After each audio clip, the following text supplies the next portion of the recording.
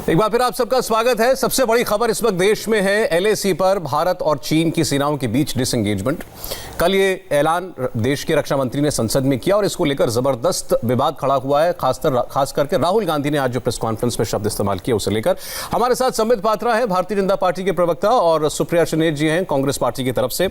आप दोनों का बहुत बहुत स्वागत है। मैं आपको और व्यूअर्स को ये बता दूं कि हमारे इस पैनल में केवल दो ही मेहमान हैं, ताकि आज ये मुद्दा इस पर एक अच्छी बहस हो सके और जो भी इल्जाम राहुल गांधी के या कांग्रेस पार्टी के उनका जवाब भारतीय जनता पार्टी दे सके, और कुछ सवाल बीजेपी ने उठाए हैं राहुल गांधी और गांधी परिवार के ऊपर, उनका जवाब भी हमको मिल सके। क्योंकि इस प्रोग्राम में हमने शुरुआत में राहुल गांधी की आज के प्रेस कॉन्फ्रेंस को सुनाया है, तो मैं चाहता हूं आप पहले संबित पात्रा उसका जवाब दें। उनके शब्द बड़े तीखे थे आज संबित पात्रा जी। उन्होंने प्रधानमंत्री को नाम लेकर के कायर कहा है। ट्वीट करके ये लिखा था कि गद्दारों ने भारत माता को चीरकर एक टुकड़ा चीन को दे दिया। जवाब दीजिए। देखिए सौरभ भाई, जिस प्रकार के भाषा का, जिस प्रकार के आज शब्दों का प्रयोग राहुल गांधी ने किया है, मुझे लगता है राहुल गांधी को सोचना चाहिए कि आखिर वो क्या कर रहे हैं। और ऐसा क्यों होता है कि जब भी देश खुश होता है, चाहे वो सर्जिकल स्ट्राइक का विषय हो, चाहे वो एयर स्ट्राइक का विषय हो, चाहे एब्रोगेशन ऑफ आर्टिकल 370 का विषय हो, चाहे आज डिसएंगेजमेंट का विषय हो चीन को लेकर, तब राहुल गांधी दुखी होते हैं और इसी प्रकार के शब्दों का प्रयोग करते हैं। देश का प्रधानमंत्री कायर है, देश टूट गया, देश का एक टुकड़ा चला गया, ये किसको गाली है? यह गाली है तो भारत के शौर्य को है, भारत की आर्मी को है, भारत के मिलिट्री को है, भारत की सरकार को है, भारत के पार्लियामेंट को है। क्योंकि ये स्टेटमेंट पार्लियामेंट में पढ़ा गया और पार्लियामेंट में जब ये स्टेटमेंट आदरणीय राजनाथ जी ने रखा तो राजनाथ जी ने स्पष्ट रूप से कहा कि we did not concede anything, हमने कुछ भी नहीं छोड़ा है, कुछ भी नहीं खोया है।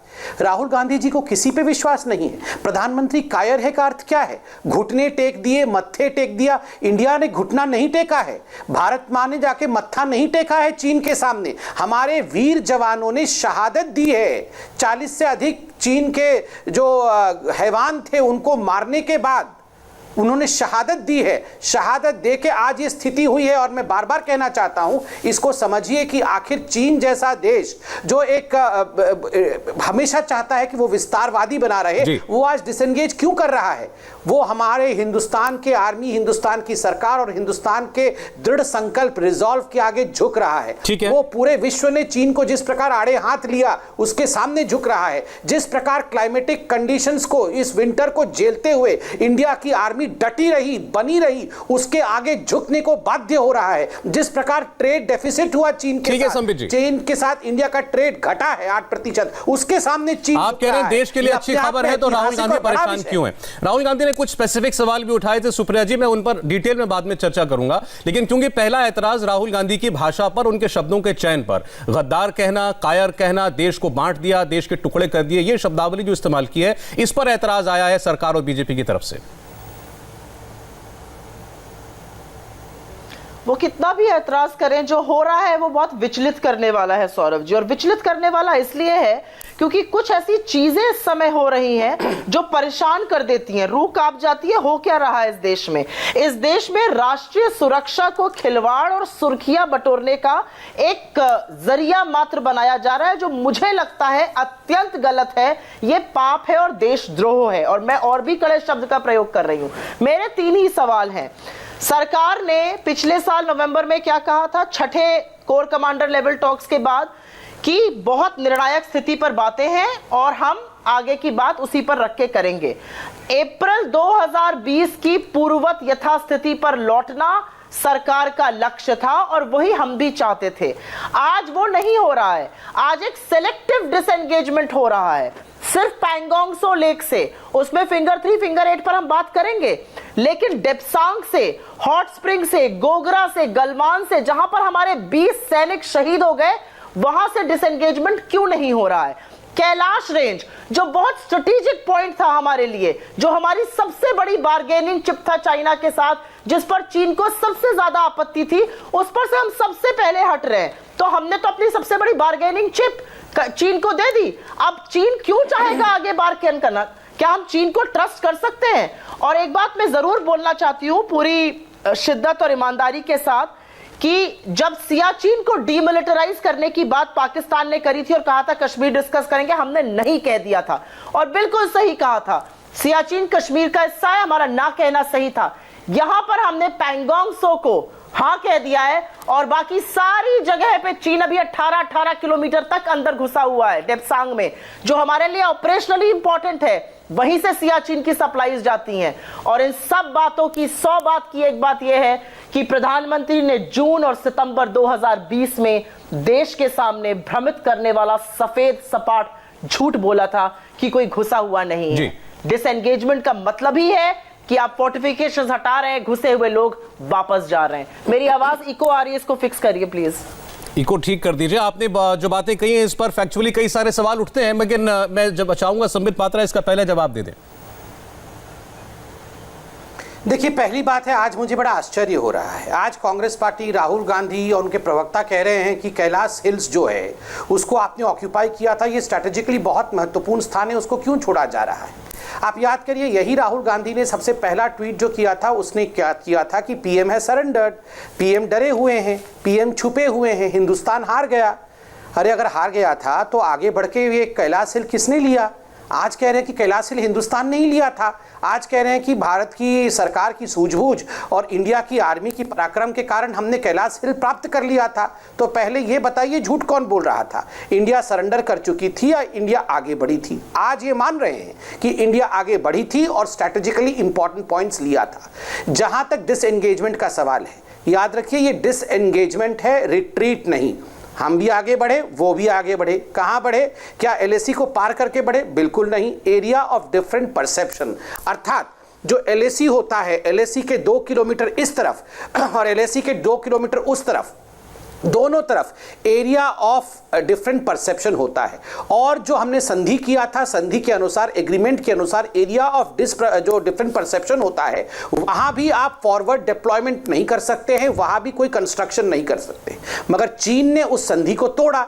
बदले में हिंदुस्तान की आर्मी ने भी बिल्कुल नाकों तले उनका चना चबाया उनको, और हिंदुस्तान की आर्मी ने भी जवाब दिया, क्योंकि हमने भी फॉरवर्ड डिप्लॉयमेंट किया। चूंकि 4 ऐसे संधि हैं जिसमें कहा जाता है कि हम भी फॉरवर्ड डिप्लॉयमेंट नहीं करेंगे, आप भी मत करिएगा। हमने संधि को माना और उन्हें भी बाध्य किया कि आप भी पीछे जाइए, क्योंकि हमारे पास बार्गेनिंग चिप था। जहां तक डेप्सांग का विषय है, डेप्सांग पे तो खुद कहा है रक्षा मंत्री जी ने, आप देख सकते हैं उनके स्टेटमेंट में, कि ये जो डिसएंगेजमेंट प्रोसेस पैंगोंग त्सो के नॉर्थ और साउथ में चल रहा है, इसके बाद हम डेप्सांग के विषय को भी लेके आएंगे और वहां भी डिसएंगेजमेंट होगा। देखिए, मैं एक सवाल पूछता हूं, सुप्रीम कोर्ट पे राहुल गांधी को भरोसा नहीं, इंडिया की आर्मी जब सर्जिकल स्ट्राइक करती है तब राहुल गांधी को भरोसा नहीं कि इंडिया की आर्मी ने सर्जिकल स्ट्राइक किया, एयर स्ट्राइक होती है तो यही कांग्रेस पार्टी और राहुल गांधी कहते हैं कि पेड़ कौवों को मार के आ गई। यही राहुल गांधी आर्टिकल 370 के एब्रोगेशन के बाद पार्लियामेंट के बाहर खड़े होकर कह रहे थे कि हजारों जम्मू कश्मीरियों को हिंदुस्तान की सरकार ने मार दिया, और इमरान खान ने उसका डोसियर बना के यूएन में दिया था। इलेक्शन कमीशन पे भरोसा नहीं, राष्ट्रपति पे भरोसा नहीं, पार्लियामेंट पे भरोसा नहीं, प्रधानमंत्री पे भरोसा नहीं, किस पे भरोसा है? अच्छा देखिए, राहुल गांधी ने आज राहुल गांधी ने आरोप लगाते हुए 3 स्पेसिफिक बातें उठाई थी। सुप्रिया श्रीनाथ जी, उन्होंने कहा आपने फिंगर 3 से फिंगर 4 का एरिया सरकार ने चीन को दे दिया। फिर उन्होंने पूछा कैलाश रेंज आपने खाली क्यों कर दी, और तीसरा उन्होंने कहा कि डेप्सांग प्लेन्स का क्या होगा। जो संबित पात्रा भी कह रहे हैं, ये किसने कहा सरकार की ओर से कि जो पैंगोंग त्सो के अलावा बाकी विवादित क्षेत्र हैं उन पर डिसएंगेजमेंट की प्रक्रिया नहीं होगी? पहली बात तो ये, और ये जानकारी कहां से आई कि भारत कैलाश रेंज खाली कर रहा है, क्योंकि इसका उल्लेख ना तो सेना ने किया और ना रक्षा मंत्री ने पार्लियामेंट में किया। अच्छा सवाल आपने पूछा है। अगर आप रक्षा मंत्री का पूरा स्टेटमेंट पढ़ लें तो उन्होंने बोला है कि जो फॉरवर्ड फोर्टिफिकेशंस थे और जो फॉरवर्ड मूवमेंट हमारा हुआ था, हम सब उससे पीछे हटेंगे। कैलाश रेंज एक फॉरवर्ड मूवमेंट था, तो वहां से हम पीछे हट रहे हैं। सुप्रिया जी, जो जिस जगह का नाम मेंशन नहीं है स्टेटमेंट में, राहुल गांधी ने वो नाम लिया। क्या राजनाथ जी के स्टेटमेंट में कैलाश रेंज कहीं भी लिखा या बोला गया है? हाँ, तो मुझे अपनी बात खत्म करने दीजिए और उसके बाद आप सवाल पूछिएगा। राजनाथ सिंह जी के स्टेटमेंट में कैटेगोरिकली मेंशन्ड है कि जिन जिन जगहों पर हमने फॉरवर्ड फोर्टिफिकेशंस करे हैं वहां से हम पीछे हटेंगे।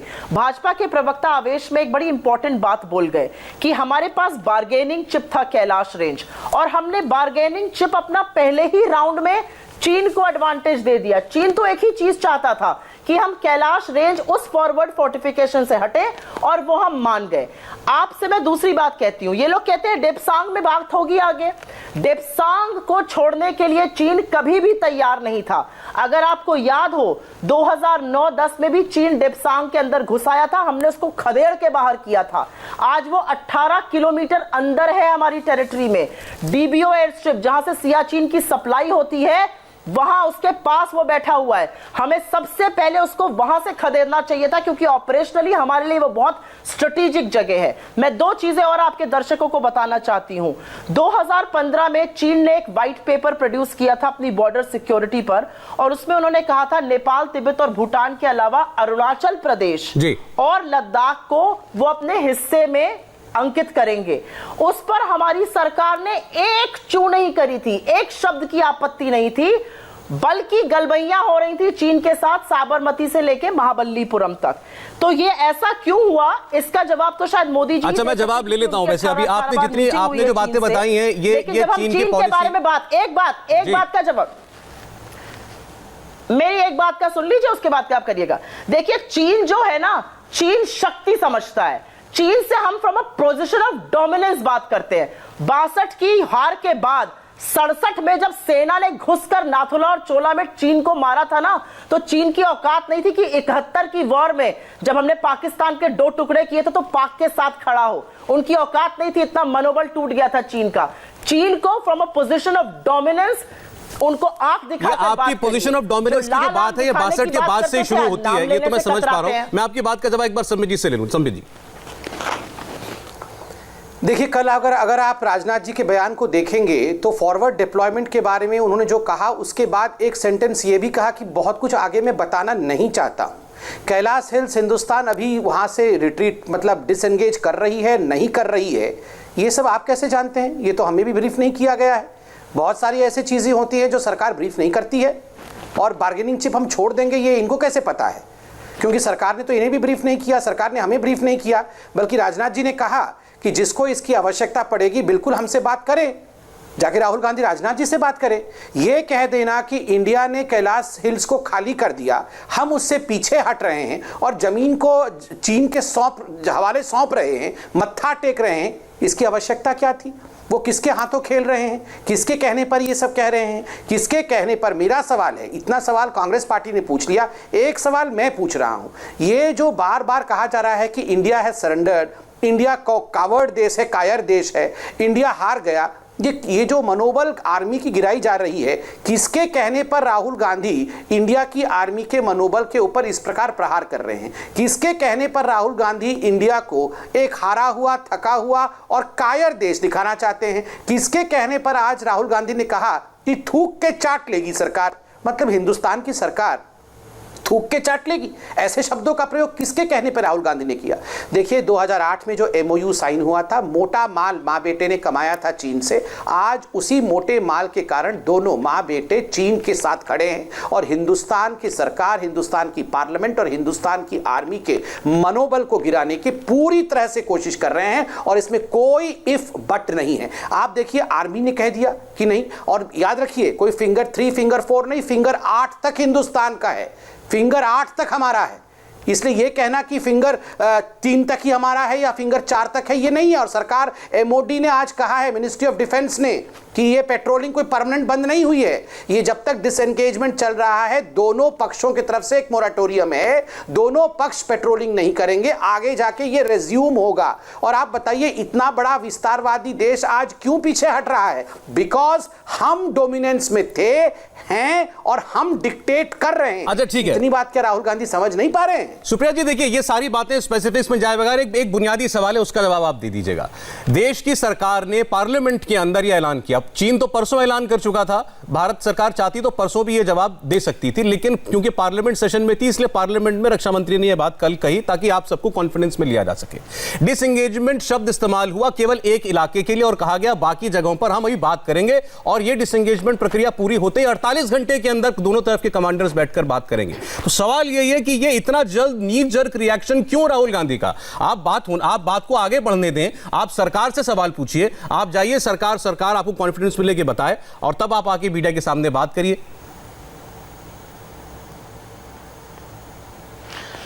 सरकार देखिए सच बताती नहीं है। ऑल पार्टी मीटिंग में भी जून और सितंबर में मोदी जी ने क्या कहा था, कोई घुसा हुआ नहीं है, इतना बड़ा झूठ बोलकर निकल गए थे। बाद में रक्षा मंत्रालय को लीपापोती करनी पड़ी थी, उन्होंने इंट्रूजन की एक रिपोर्ट लगाई अपनी वेबसाइट पर, उसको विड्रॉ करना पड़ा क्योंकि भाई मोदी जी के झूठ को छुपाना था। एमईए को लीपापोती करके एक स्टेटमेंट देना पड़ा कि हाँ प्रधानमंत्री सिर्फ एक रीजन की बात कर रहे थे।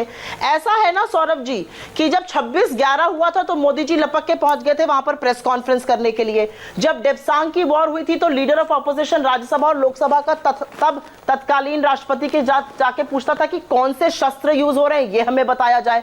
तो हम ऐसे लोग नहीं हैं।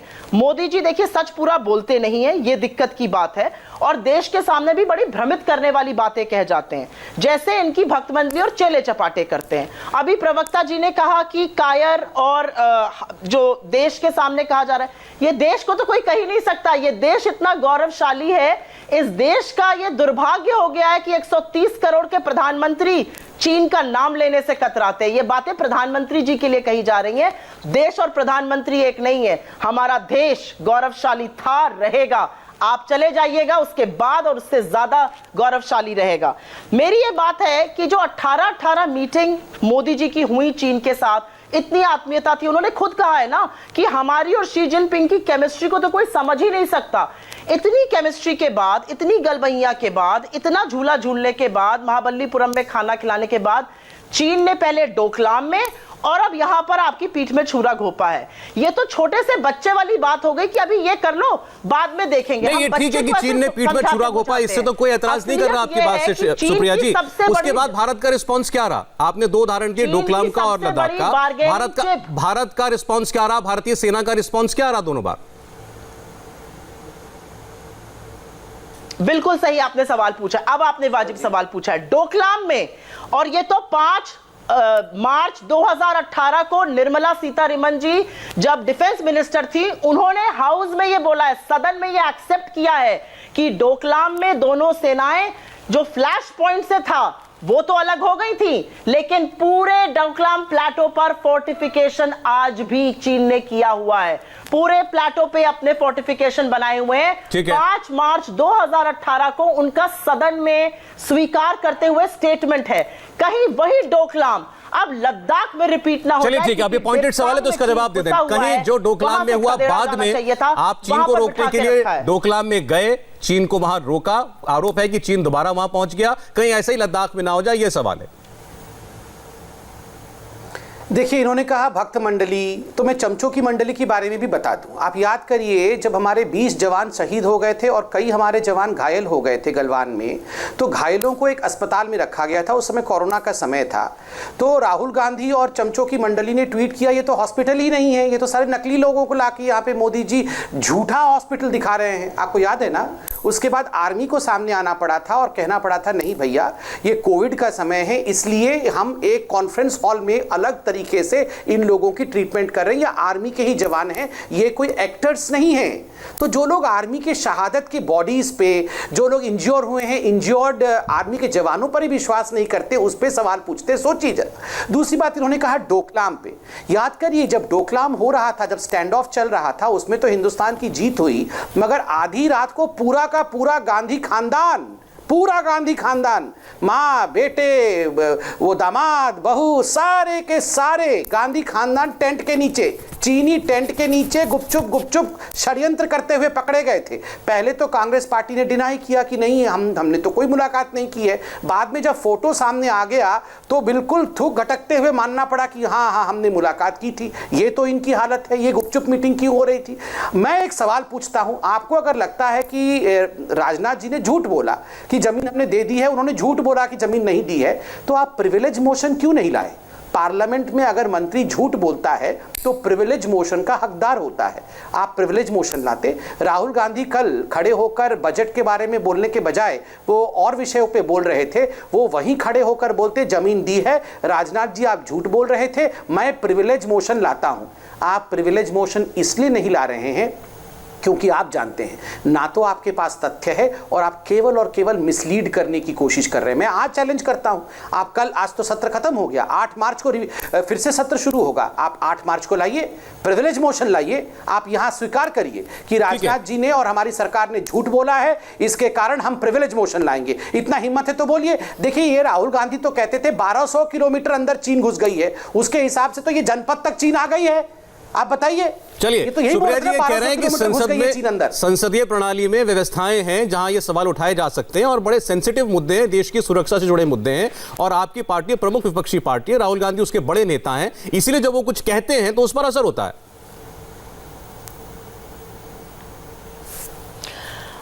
ये जो सवाल पूछा गया था डोकलाम का 5/3/18 के निर्मला जी के बयान का, उस पर तो खैर नहीं बोलेंगे, मैं जानती हूं क्यों नहीं बोलेंगे, वो तो तिनका है दाढ़ी में, तो नहीं बोल पाएंगे।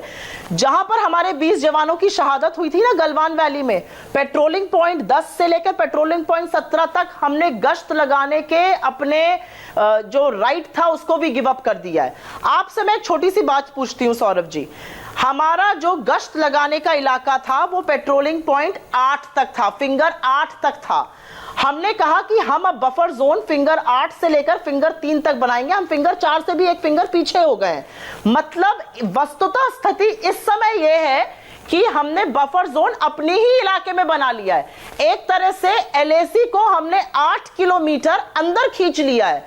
ये किस तरह से इसको जस्टिफाई किया जाता है? क्योंकि ये फैक्ट्स की बातें सुप्रिया जी, तो मैं देखिए सुप्रिया जी एक मिनट, आपने पैंगोंग सो की बात की, ये आपका और बीजेपी का झगड़ा अलग है, मैं उसकी बात नहीं कर रहा, मैं केवल फैक्ट्स की बात कर रहा हूं, क्योंकि हम भी पत्रकार होने के नाते जमीन पर लोगों से बात करते हैं। जो फैक्ट्स हमें पता चले कि अगर हम लोग फिंगर 8 तक एलएसी को मानते हैं तो चीन भी फिंगर 3 तक एलओसी को मानता है, यानी फिंगर 3 से लेकर फिंगर 8 के बीच एक डिफरेंस ऑफ परसेप्शन है दोनों देशों के बीच में।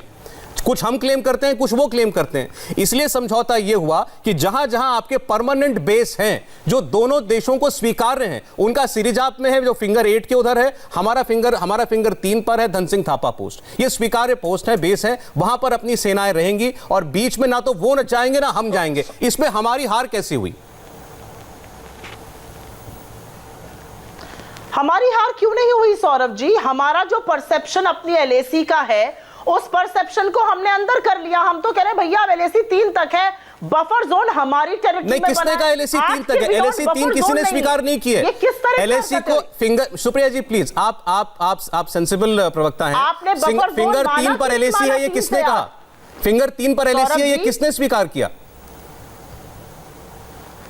आपने बफर जोन कहां बनाई है? बफर जोन बनाने का मतलब क्या है? उसमें तो वो उसमें चीन भी नहीं आएगा।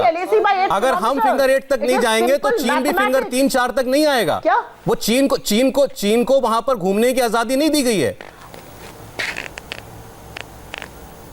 एक मिनट, अब मैं आपको बताती हूं। हम फिंगर 4 से 8 तक पेट्रोलिंग करते थे, 4 से 8 के बीच में चीन ने फोर्टिफिकेशंस बना लिए, उन फोर्टिफिकेशंस को ध्वस्त करने के बनाए हमने उसको बफर जोन बना दिया। ये तो वही बात हुई मैडम, वो सारे फोर्टिफिकेशंस टूटेंगे, वो अपने बेस पर वापस जाएगा, यही तो समझौता है। सुन लीजिए ना, समझौता नहीं, अब क्योंकि फैक्ट्स की बात है मैं आपको इंटरप्ट कर नहीं रहा था अब तक, लेकिन ये फैक्चुअल बात है और आपको लगता है ये ठीक बात है? ये स्टेटेड बात है, मैं तो केवल फैक्ट स्टेट कर रहा हूं। ये गवर्नमेंट ऑफ इंडिया ने, राजनाथ सिंह ने ये बात बोली पार्लियामेंट में, आज डिफेंस मिनिस्ट्री ने ये बात एक स्टेटमेंट में बोली, डिफेंस मिनिस्ट्री ने स्टेटमेंट में बोली कि हमारा क्लेम फिंगर 8 तक है, हम उसको नहीं छोड़ रहे हैं। नहीं सौरभ जी, आप क्या कहना चाह रहे हैं? सौरभ जी, मैं इसका जवाब देना चाहता हूं। मैं आपसे बात पूछती हूं, मैं सिंपल सा सवाल रोजमर्रा की जिंदगी से पूछती हूं। सौरभ जी, मैंने सुना पूरा क्या सवाल आपका घर है, इसका जवाब देता हूं। आपका घर है, उसके बाहर की कुछ जमीन है, मैं बोल रही हूं अभी। अरे एक बार कंप्लीट करने दीजिए, 30 सेकंड सुप्रिया जी, फिर संबित जी एक एक करके बोले तो अच्छा रहेगा। बोलिए, 30 सेकंड्स। आपका घर है, आपके घर के बाहर कुछ जमीन है जहां पर आप अपनी गाड़ी खड़ा करते हैं, आपका परसेप्शन है वो आपकी जमीन है, आपके सामने पड़ोसी का परसेप्शन है उसकी जमीन है। आप ही की जमीन को बफर जोन बना दिया जाए और आपको लगे ये अच्छी बात है, तो आपकी समझ पर मैं क्या कह सकती हूं उस पर? सुप्रिया जी, मेरी समझ को आप कुछ भी बोल लीजिए, मेरा कहना यह है कि अगर आप फिंगर 3-4 को अपना घर मानते हैं तो उस घर के दरवाजे तक चीन अब से नहीं दशकों से आ रहा है, फिंगर 3-4 तक चीन भी आ रहा है, वो पेट्रोलिंग करता था वहां पे, अब वो पेट्रोलिंग नहीं करेगा। अपना घर क्यों समेट अब वो भी तो ये तो आपकी सरकार से पूछा जाना चाहिए था। हो तो मैं जवाब दे दूं। संबित पात्रा, संबित पात्रा तक अपना घर मानते थे, तब तो मानकर बैठ जाइए। देखिए, मुझे लगता है कि कांग्रेस को कुछ फैक्चुअलिटीज पे यहाँ पर टीच करना आवश्यक है। पहली बात तो है, आज जरा इनको भेजिए, शायद उन्होंने देखा नहीं होगा, एमओडी का स्टेटमेंट है जो ये कह रही है कि एलओसी को इंडिया ने फिंगर 3 पे एक्सेप्ट कर लिया। जरा इनको व्हाट्सएप करके भेज दीजिए, शायद जानती नहीं है। आज स्टेटमेंट आया है एमओडी को कि हम एलएसी जो हैं, देखिए एक एक करके बोलेंगे तो अच्छा रहेगा, हम एलएसी फिंगर 8 को ही मानते हैं। देखिए, एरिया ऑफ डिफरेंट परसेप्शन मैंने आपको शुरू में ही समझाया, वो दशकों से फिंगर 3 तक आते थे पेट्रोलिंग करने, हम दशकों से फिंगर 8 तक जाते थे। फिलहाल एक मोरेटोरियम रहेगा जब तक ये डिसएंगेजमेंट पूरा नहीं हो जाता है, उसके बाद हम वैसे ही यथास्थिति के साथ वहां जाएंगे और पेट्रोलिंग करेंगे। नंबर 1।